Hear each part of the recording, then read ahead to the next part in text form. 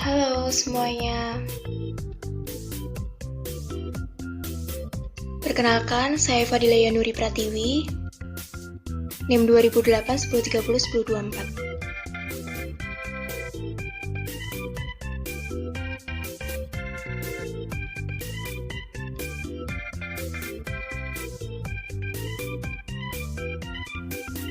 Kali ini kita akan membahas mengenai analisis implementasi manajemen pada PT Sido Muncul.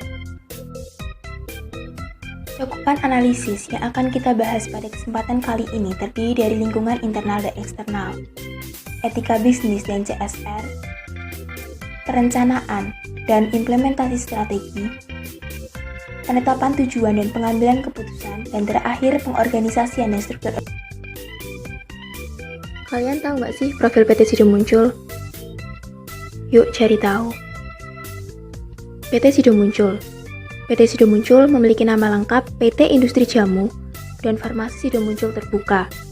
Beralamat di Jalan Raya Semarang Solo, Krajan, Klepu. Ruang lingkup usaha bergerak dalam industri pengolahan, perdagangan besar dan eceran, aktivitas kesehatan manusia dan lain-lain. Saat ini kegiatan perseroan adalah industri jamu herbal. Sejarah PT Sido Muncul. PT Sido Muncul berawal dari usaha rumahan di Jogja yang berkembang menjadi sebuah pabrik kecil bernama Sido Muncul. Pabrik ini beralih menjadi CV dan beralih lagi menjadi PT yang kita kenal sekarang, berlokasi di Klepu, Semarang, Jawa Tengah. Analisis lingkungan internal dan eksternal. Lingkungan internal PT Sido Muncul 1 karyawan. Karyawan berdasarkan status, karyawan tetap 2758, karyawan tidak tetap 1330, karyawan berdasarkan jenis kelamin, perempuan 1957, laki-laki 213. Beberapa dewan komisaris PT Sido Muncul. Yang pertama, ada Jonathan Sofyan Hidayat. Yang kedua ada Johan Hidayat. Yang ketiga ada Sigit Hartoyo Hadi Susanto. Yang keempat ada Roni Behar. Dan yang terakhir adalah Erik Marmandus.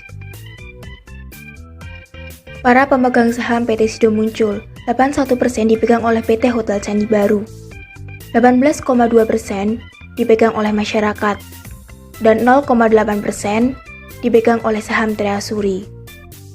Lingkungan eksternal PT Sido Muncul dari pemerintah, adanya kebijakan mengenai obat tradisional dan saintifikasi jamu dari lembaga keuangan terdiri dari bank dalam dan luar negeri. Adanya pelanggan bisnis berupa toko swalayan dan pelanggan individu dari seluruh rakyat Indonesia. Adanya pemasok langsung dari petani tanaman jamu di Indonesia. Adanya pesaing berupa PT Bintang 7, Kimia Farma. Isu eksternal lainnya.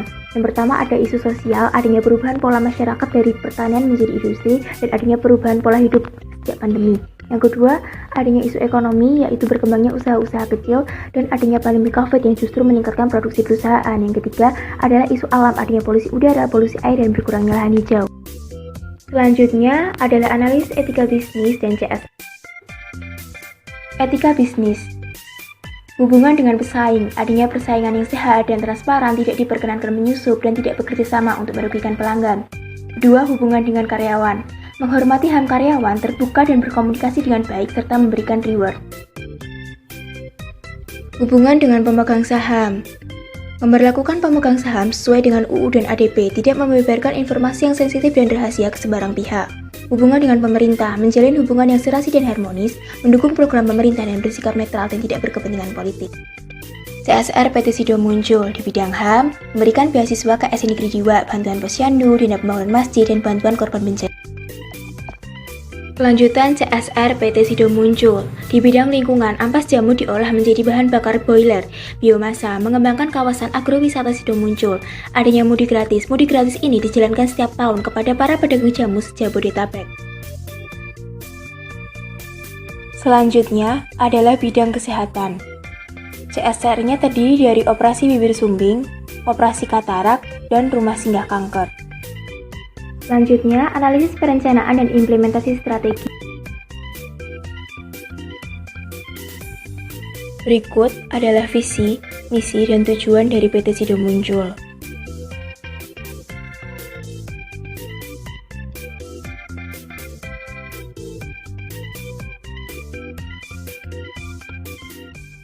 Kekuatan dan kelemahan internal. Analisis keuangan, adanya penjualan bersih dan laba bersih. Analisis pemasaran berupa pertumbuhan penjualan dan pertumbuhan beban-beban. Analisis operasional berupa tetap berproduksinya suatu perusahaan meski pandemi. Dan adanya penilaian SDM dengan adanya Sido Akademi. Tantangan dan peluang eksternal terdiri dari analisis industri dan pasar, analisis pesaing, analisis politik dan pemerintahan, analisis sosial, analisis ekonomi. Semuanya tertera di dalam tabel yang disajikan di video ini. Formulasi strategi PT Sido muncul. Yang pertama, strategi korporasi. Strategi integrasi vertikal di mana PT Sido muncul membentuk Muncul Nigeria Limited dan lain sebagainya. Yang kedua adalah strategi bisnis. Strategi yang digunakan adalah strategi biaya rendah dengan menawarkan harga yang terjangkau disertai dengan promosi-promosi. Yang ketiga adalah strategi fungsional, strategi pemasaran dengan melakukan promosi dan inovasi produk. Selanjutnya, penetapan tujuan dan pengambilan keputusan. Tujuan PT Sido muncul adalah mendapatkan keuntungan dan melaksanakan visi misi. Pengambilan keputusan. Salah satu pengambilan keputusan yang diambil oleh PT Sido muncul adalah PT Sido muncul perdana ekspor tolak angin ke Arab Saudi. Dari kutipan berita tadi dapat disimpulkan bahwa jenis pengambilan keputusan yang diambil adalah keputusan tidak terprogram, yakni dengan ekspansi pemasaran produk hingga ke Arab Saudi. Tingkat keputusan yang diambil adalah keputusan berdasarkan berbagai pertimbangan, seperti keinginan untuk meningkatkan laba dan keinginan berluas bisnis. Gaya pengambilan keputusan adalah gaya analitis, karena Dewan Komisaris cenderung lebih hati-hati dalam mengambil keputusan dengan mencari informasi terlebih dahulu sebelum melakukan ekspor tolak angin ke Arab Saudi. Simak lagi ya analisis pengorganisasian dan struktur organisasi. Pengorganisasian. PT Sido muncul menerapkan struktur organisasi garis, yakni garis vertikal dan horizontal, yang komponen-komponennya akan dibahas lebih lanjut. Bentuk struktur organisasi PT Sido muncul. Kedudukan tertinggi dipegang oleh RUPS, kemudian di bawahnya terdapat Dewan Komisaris. Di bawahnya lagi terdapat Komite Nominasi, Renumerasi, Komite Audit serta Direksi, serta 4 jabatan lain di bawahnya. Cukup sekian presentasi lisan dari saya.